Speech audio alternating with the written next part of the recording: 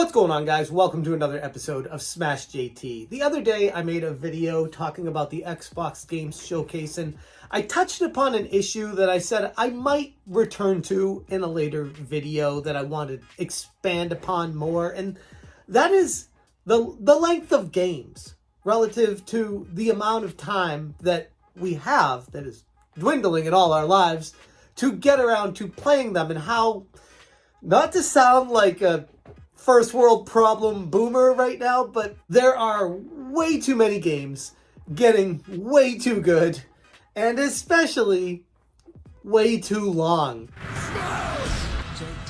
This is not the first time anyone's ever talked about game length and game length being a problem, but I do feel like the issue is coming to a head, especially with the Xbox Games Showcase that talked about so many games that look just utterly incredible. A game like Fable, where I never got into it initially. I bought it and it's sitting here somewhere.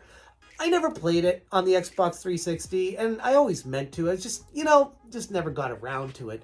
And then we hear that there's a remake coming out and it looks fantastic and everyone is so excited for it, and I'm like, well, if I didn't play it last time, what's going to make me want to get around to it this time? As great as people talk about it, there are other games that I want to get to right now. Not to mention, I'm playing Legend of Zelda Tears of the Kingdom with an endless amount of replayability and so much fun involved with it, leading me right up into the launch of Starfield that I am going to be completely sunk into for the better part of the next year. That doesn't leave very much room for any other games. And that doesn't count Final Fantasy 16, where I just played the demo of it and fell in love with it. That's just 3 games, by the way. 3. And this is someone with a family, with a life, with a career, with everything going on, and loving making the YouTube videos, putting that all together, and then looking at these games. I need to be put in like a chamber and just locked away in there for hours on end, which doesn't sound ideal, but it would be the only way to not just knock out these games, but actually attempt to start getting to my backlog. And kind of in a weird way, this goes to the point I made in my video the other day talking about Capcom's game, Pragmata, and how it's getting delayed. And, well, that's not necessarily a bad thing time-wise for my game playing problem, but it does speak to an issue in the future. And that's what I keep getting to. Maybe this is surrounding around the same issue, it's just a different way to talk about it.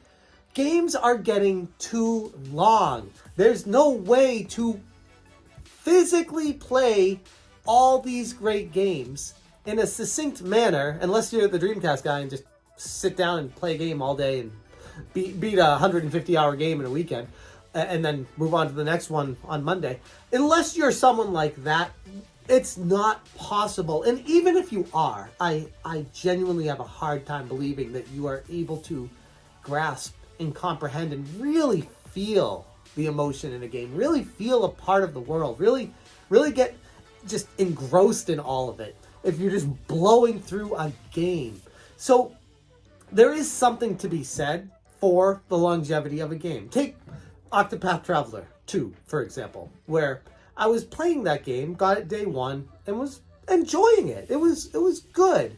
There were parts of it where I would have preferred a different direction or a different way for them to handle it, but overall it was fulfilling my needs of a solid JRPG.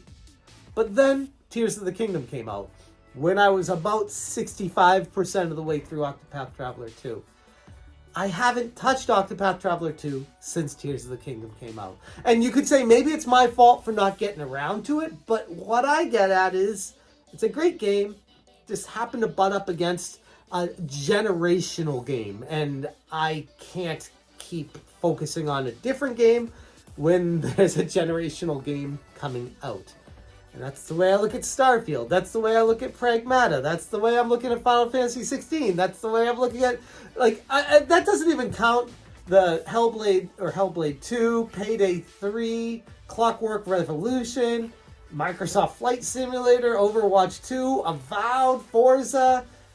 Star Wars Outlaws, Cyberpunk, and the Cyberpunk update, Persona 3, Persona Tactics, Monkey Island characters and Sea of Thieves, City Skylines 2. I mean, that's just a snippet, a taste of games talking about the Xbox showcase, where they also had an Elder Scrolls game unveiled as well. Like, I just can't do it. And this isn't like a complaint. I don't want people to take this the wrong way. It's more of a talking point for the future of gaming. Game studios are getting so large. The cost of making a game is getting so insane. It's all building up to this point where you can't release a game until it's absolutely perfect, and the cost spirals out of control, and it gets kicked down the road, and we're talking delay after delay after delay. Metroid Prime 4, prime example. No pun intended.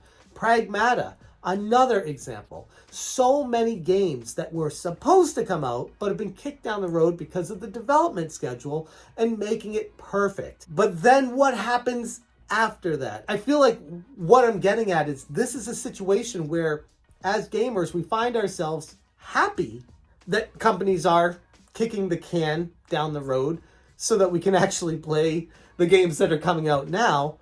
But once those other games finally start coming out, I don't think we'd even be through with these ones.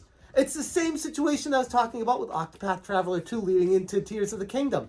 Like, I don't think there's any way in hell I would realistically be able to finish anywhere close to any of these games that I want to get to, especially including Starfield, which I don't even know if there's a way to finish that game. If it's just this open world outer space adventure that just goes on forever,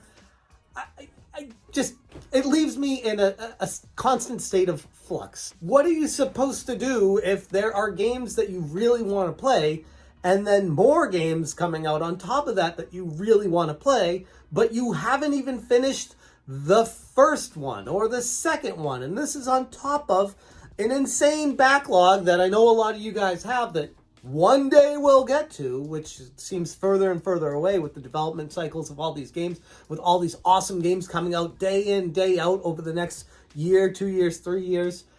Yeah, there's always going forward going to be games coming out. I get that. But at what point is this going to cause the industry to start consolidating into an extreme situation where there's only certain game companies that will be making these full-fledged AAA games that take 10 plus years of development cycle time to make for people to actually not just buy it, but have the time to play it on top of the other games? It's an embarrassment of riches where there's just too much of a good thing. I see the Star Wars Outlaws and I'm like, man, that's a game that I'd actually be interested in playing. And then I look into my backlog and schedule. I literally need to start writing down what days I'm going to be able to play what games and fitting this all into my life like a puzzle. And it's becoming a full-time job just being able to try to get to these games. That's a problem. And I'm not complaining. I'm just acknowledging a situation. It's a situation that could have dire consequences someday down the road. And while it hasn't happened yet, I feel like it's just a snowball rolling down a hill, getting bigger and bigger and bigger, and the problem is going to explode when it hits that wall. For the time being, though, I'm going to enjoy the ride and get back to Tears of the Kingdom. I don't know about this. Do you feel like there are too many games that are getting too good, that are just too long? Especially when it comes to Xbox, and all these games are just full-fledged experiences of worlds to live in, as opposed to just the pick up and play style games that gaming used to be. I don't know. Let me know what you guys think about this situation. I'm going to leave it there. Thank you so much for watching, and as always, you stay smashing. Smash,